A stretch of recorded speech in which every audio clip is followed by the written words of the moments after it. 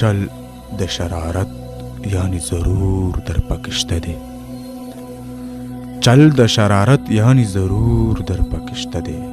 یا که شرارت نوی غرور در پکشته دی. سخم دی گرم غوندې عرقې د انګورو. سخم دی گرم غوندې عرقې د انګورو. کیف در پکشته دی او سرور در پکشته دی. سخم دی گرم غوندې عرقې د انګورو. کیف در پکشته دی او سرور در پکشته دی. خلق لکه مونځ دی ملاقات ادا کوینه. خلق لکه مونځ دی ملاقات ادا کوینه. یاره شغله باره پیتری نور در پکشته دی. خلق لکه مونځ دی ملاقات ادا کوینه. یاره شغله باره پیتری نور در پکشته دی.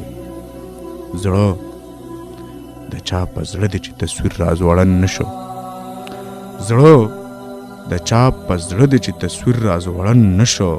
زړه د څه خبرې څه قصور در پکشته دی. زړه د چا په زړه دی چې تصویر رازوړن نشو. زړه د څه خبرې څه قصور در پکشته دی.